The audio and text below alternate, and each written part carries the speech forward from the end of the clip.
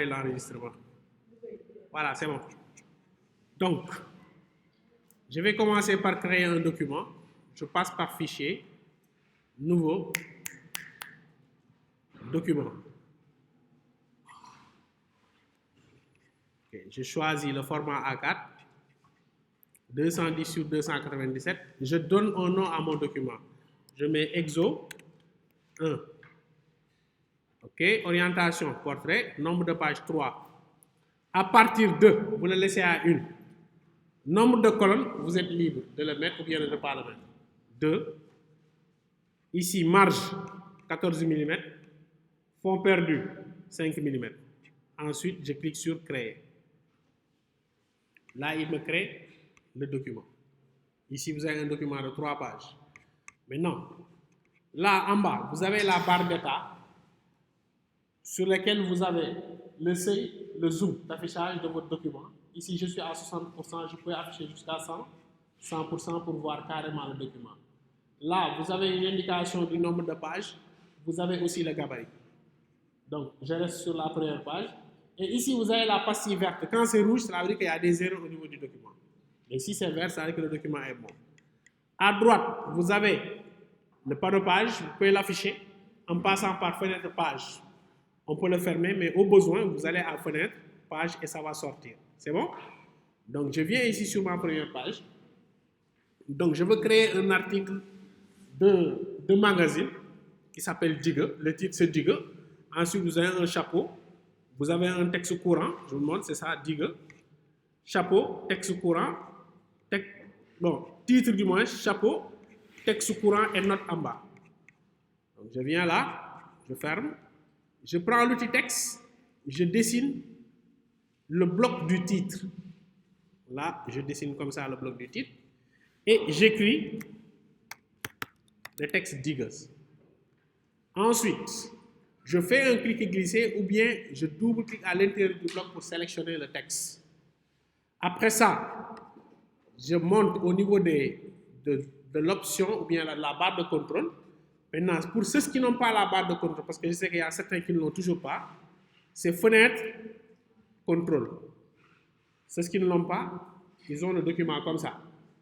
Si vous voulez l'afficher, vous allez à fenêtre, contrôle. Maintenant, le fait d'afficher la barre de contrôle va vous aider, par exemple, pour tout simplement changer les attributs de votre texte, comme la police et les styles de police. Donc ici, je vais tout simplement au niveau de la police, le changer et choisir la police par défaut qui est utilisée sur le texte. Donc je tape le nom de ma police, Stencil. Et là, je le vois sur la liste, je clique dessus et ça s'applique automatiquement. Maintenant, je viens là sur la taille de police.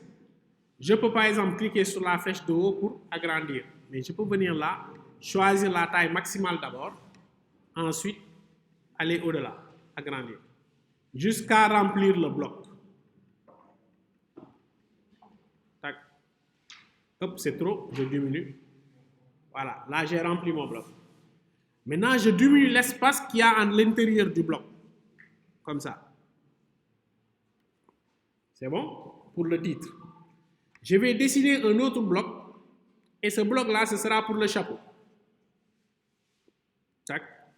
Je vais aller sur mon fichier Word, là où se trouve mon texte brut, et je copie le chapeau. La concentration jusqu'à États-Unis. Je le copie, CTRL-C. Je viens cliquer à l'intérieur du bloc de texte. Ensuite, je colle CTRL-V. Je clique à l'intérieur toujours et je fais CTRL-A pour sélectionner le texte. Je peux aussi faire comme ça, un clic et glisser. Ça me permet aussi de sélectionner. Mais le raccourci, c'est CTRL-A, c'est plus rapide. Là aussi, je change toujours la taille de police. La police du moins d'abord. Ensuite, la taille de police et enfin le style. Ici, la police est Arial. Arial. Très bien. Arial bold italique. Taille. Voilà. Bold italique. Taille 14. Voilà. Là, c'est bon. Mais vous voyez que ici, au niveau de la ligne, vous voyez, il y a des lézards. Le texte n'est pas bien aligné. Et pour gérer ça, on va utiliser Hein? Oui, le P est renversé, les attributs de paragraphe pour pouvoir justifier le texte. On le justifie à, voilà, et vous voyez, il aligne bien notre texte. Maintenant, ici, il y a une petite astuce aussi que je vais vous montrer. Par exemple, vous voyez qu'aux États-Unis, il y a une seule ligne. Il n'y a que uni, le mot uni qui déborde. Je peux le faire monter pour gagner une ligne là-bas. Pour le faire, je viens ici. Je clique sur le A. Ensuite, je viens à ce niveau. Là, vous avez ce qu'on appelle l'approche. Et l'approche ici, je vais utiliser -5. C'était à 0. J'ai utilisé -5. Il va diminuer l'espace qu'il y a entre les caractères pour tout simplement que je puisse gagner une ligne. Là, je vais tout simplement déplacer mon bloc un peu vers le haut, voilà, pour récupérer cet espace-là. C'est bon, jusque-là. Maintenant, j'ai réussi à faire mes 2 blocs. Il me reste maintenant le 3e bloc. Ce sera même le 3e ou bien avant-dernier bloc. Maintenant, pour cet avant-dernier bloc, donc vous voyez tout cet espace-là. Ce sera pour le texte courant. Vous voyez le texte courant, ça commence ici à creuser. Creuser qui va jusqu'à la 2e page. Ici, le nom de l'auteur Serge Halimi. Donc, je vais dessiner un bloc de texte. Pour faire simple, je dessine juste un bloc de texte sur la partie restante. Là.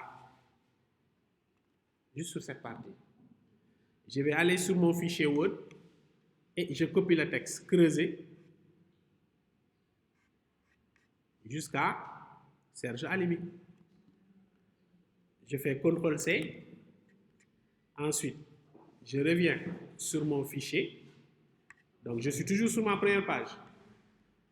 Bon, je vérifie toujours si le curseur clignote. Parce qu'il ne faut pas coller tant qu'on n'est pas sûr que le curseur est à l'intérieur du bloc et ça clignote. Et je colle. Maintenant, si vous collez votre bloc de texte, vous voyez que tout ce que j'ai copié en termes de texte ne peut pas se tenir sur le bloc là. C'est la raison pour laquelle ici sur le bloc, vous avez un plus rouge. Donc, si vous voyez un plus rouge, ça c'est qu'il y a du texte en excès. Donc, il y a trop de texte par rapport au bloc qu'on a créé. Et c'est ce qui fait qu'on ait une erreur ici. Pourquoi il n'a pas signalé? Il n'a pas signalé, mais il y a une erreur normalement. Il n'a pas encore signalé l'erreur, mais ici, oui, ici, il a signalé.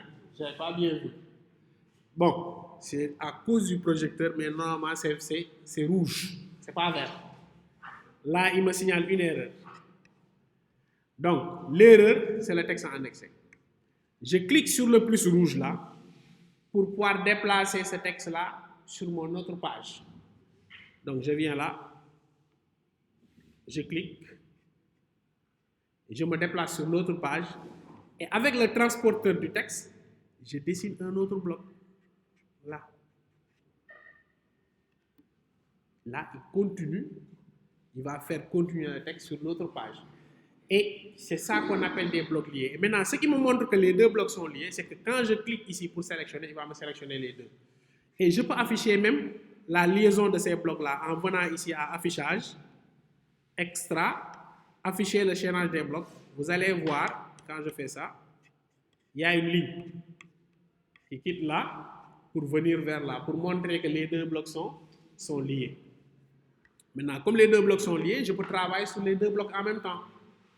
Donc, en faisant, je clique dans ce bloc et je fais CTRL-A, les 2 sont sélectionnés. Si, par exemple, le bloc du chapeau-là était lié à cet autre bloc-là, il allait aussi le sélectionner. Mais ce n'est pas lié. Il n'y a que les 2 blocs-là qui sont liés. Maintenant, j'en profite, comme j'ai sélectionné les 2, pour changer la police, le style de police, la taille et diviser en colonnes. Donc, je viens ici d'abord sur la police. Je choisis Arial. Arial. Arial régular. Arial régular. Et là, je clique dessus. La taille, c'est 10. Jusque-là, c'est bon, mais j'ai toujours le plus rouge. Hein? Je continue pour voir comment gérer le plus rouge là. Ensuite, qu'est-ce que je dois faire? Je divise en colonnes. Pour diviser en colonne, je peux soit passer par le menu Objet, Option de bloc de texte, ou bien appuyer sur le raccourci CTRL B. OK? Là, je l'ouvre. Nombre de colonnes, je choisis 2. Je clique sur OK. Toujours, là, le texte est monté. Donc là, je n'ai plus d'erreur. Maintenant, je vais continuer ma mise en forme. Je clique sur le P renversé. Je vais justifier à gauche. Jusque-là, c'est bon. Maintenant, le texte Serge Halimi, ça, je peux par exemple me placer devant et mettre entrée pour le déplacer un peu. Je le sélectionne, Serge Halimi, et je choisis le style bold et je l'aligne à droite. Aligner à droite et justifier à droite, c'est différent. Là, je l'aligne à droite. Je ne justifie pas, mais je l'aligne à droite. On justifie un groupe de texte, mais une seule ligne, on n'a pas besoin de le justifier. On peut juste l'aligner. Là, je l'ai aligné à droite. Donc, jusque-là, c'est bon. Maintenant, qu'est-ce qu'il me reste? Il me reste maintenant à créer la lettrine et à insérer l'image. Parce que là, je n'ai plus de texte en excès, mais je veux faire de telle sorte qu'on n'ait plus beaucoup d'espace ici en bas, comme sur le document final. Donc là, il y a plusieurs éléments qui vont jouer. D'abord, la lettrine. La lettrine, c'est le fait de mettre en évidence la première lettre dans un paragraphe. Par exemple, ici, vous avez creusé, on sélectionne le C. Je zoome. Le C de creuser, et au moment de le faire, il ne faudrait pas qu'il y ait de l'espace au début, sinon ça va fausser la lettre. Je sélectionne uniquement le C. Ensuite, je viens là. Bon, comme j'étais au niveau des attributs de paragraphe, ici, donc je viens ici au milieu. Là, vous avez deux types de lettrines. La lettrine sur 2 mots et la lettrine sur 1. Et ici, sur la lettrine sur 1, je vais utiliser 5 lignes, parce que c'est 5 lignes qu'on a sur l'autre document, sur le document final. 1, 2, 3, 4, 5. Donc, c'est une lettrine sur 5 lignes. Donc là, j'ai utilisé la lettrine sur 5 lignes. Et il a augmenté. Bon, il n'a pas augmenté, mais il a créé la lettrine. Parce qu'en fait, bon, quand on demande de créer la lettre, il y a certains qui vont sélectionner la lettre et augmenter la taille de police. Ce n'est pas comme ça. Ce ne sera pas bon si vous le faites. Donc, il faut utiliser la lettre. Ensuite, en regardant ici le document final, je vois que la lettrine sur le C, on a utilisé la même police que sur le titre. Donc, je vais le changer. Je viens ici au niveau d'attribut de paragraphe, de caractère, et je choisis, voilà, la police stencil. Ouais, tac, c'est bon. Qu'est-ce qui reste? Il me reste, ouais, ça descend un peu, mais ça reste toujours. Autre chose, ça, l'inter, plonger dans les questions sociales. Deuxième page, première colonne. Deuxième page, première colonne. Plonger dans les questions sociales, c'est un inter. Déjà, je me mets devant plonger. J'appuie sur entrée pour créer un paragraphe. Je sélectionne le texte plonger dans les questions sociales, comme c'est l'inter. On choisit le style, bold, la taille, 13. Là aussi, ça me permet de diminuer encore un peu l'espace, mais ça reste toujours. Donc, il me reste maintenant l'image. L'image, on doit l'insérer sur la première page. Maintenant, pour insérer l'image sur le document et sur la première page, on doit dessiner un bloc d'image. Mais au niveau de la consigne, on vous a dit que l'image doit prendre telle taille et doit être à telle position.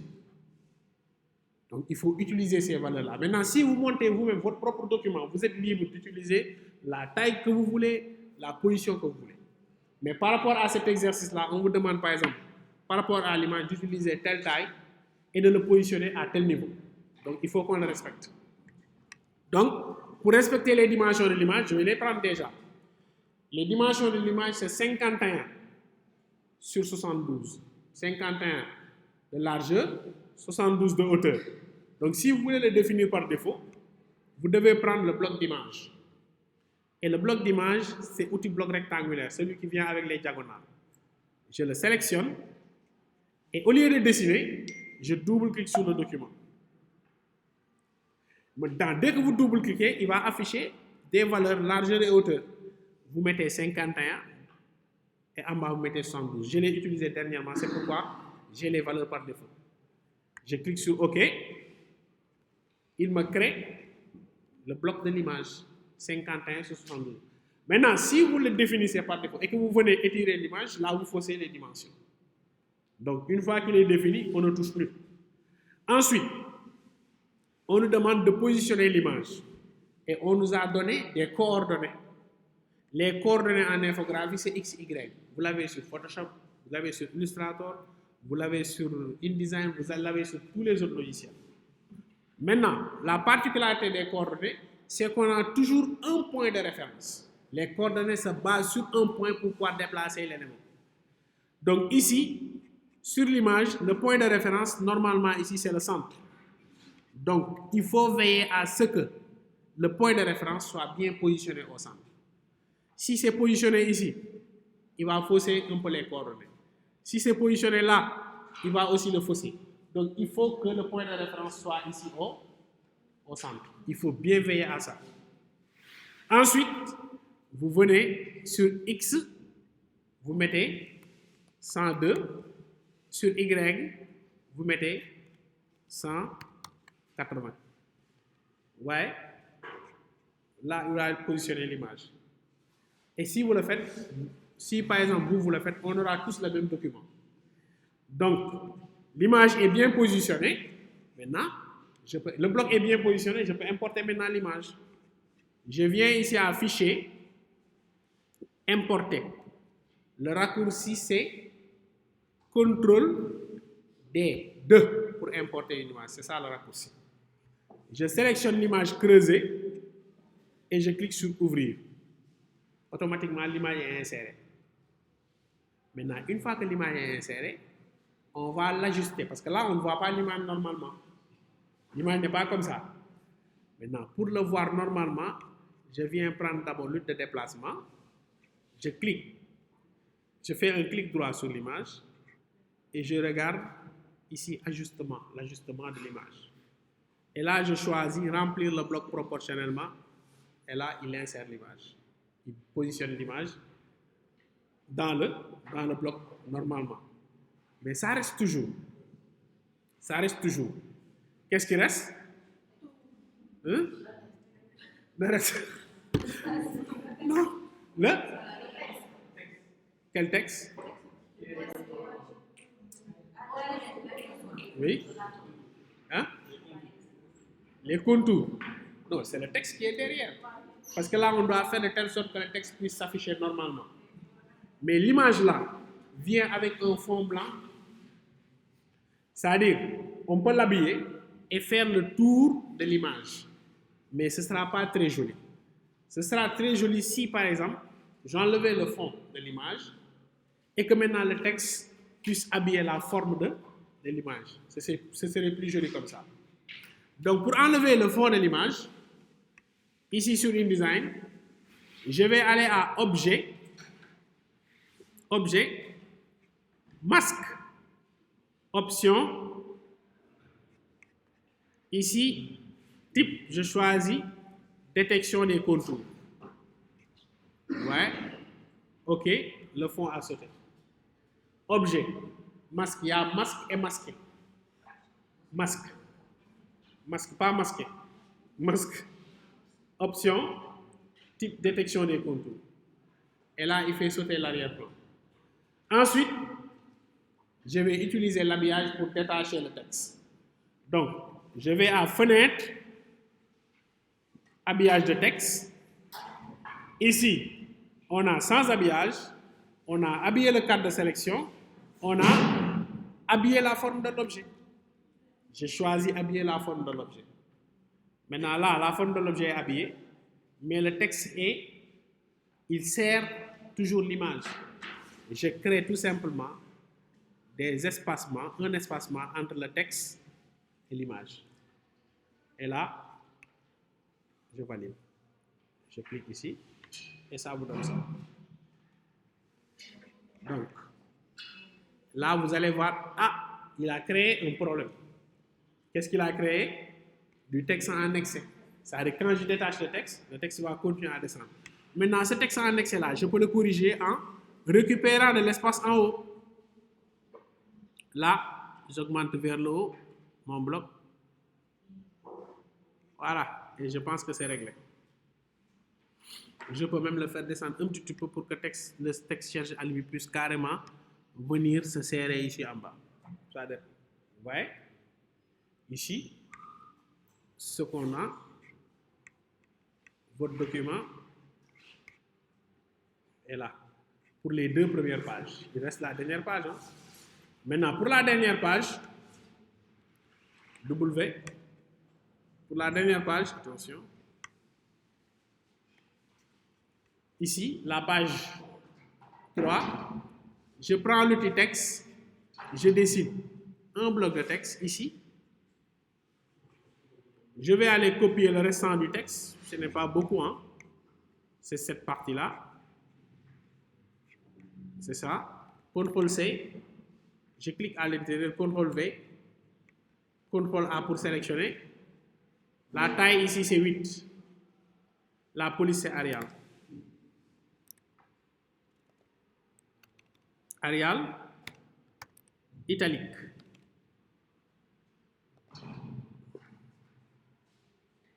Arial italique.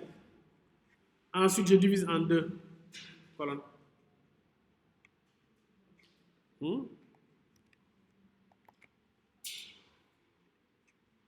J'ai divisé en 2 colonnes et je vais tout simplement venir équilibrer. Je vais équilibrer les colonnes. Et là, maintenant, vous avez votre document final où il manque juste la numérotation. Je peux continuer sur la numérotation aussi. Hein? Maintenant là, vous avez votre document, il reste maintenant la numérotation. Maintenant, pour numéroter le document, on ne peut pas le faire directement ici sur les pages. Pour numéroter le document, on doit passer par le gabarit. Donc, je vais venir ici cliquer sur le gabarit.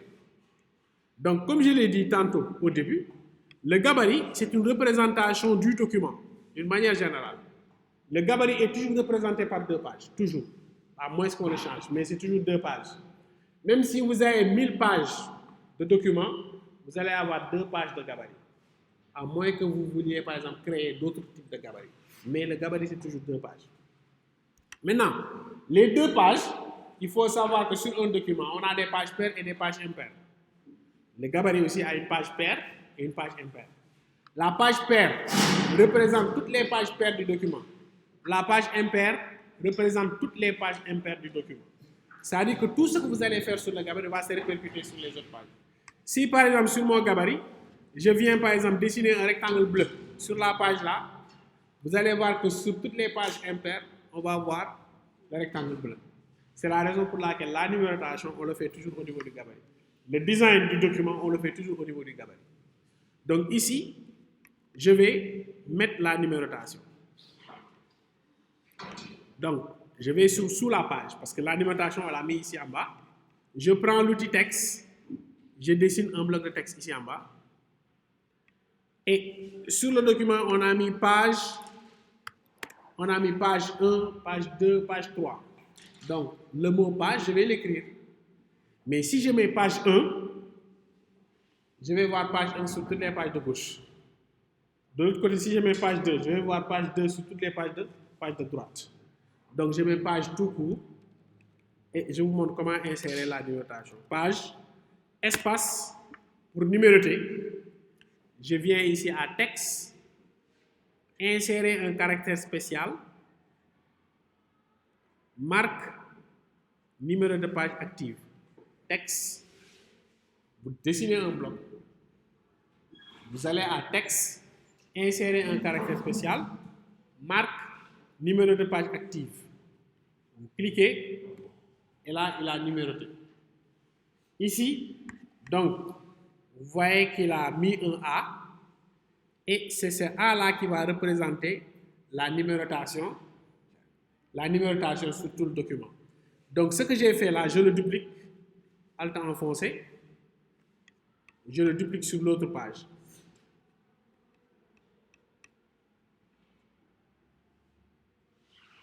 Bien aligné.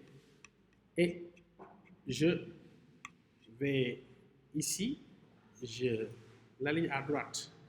Maintenant, regardez. Page 1, page 2, page 3. Il a numéroté. C'est bon? Attendez, j'arrive ça. OK. Arrêtez. Voilà. Et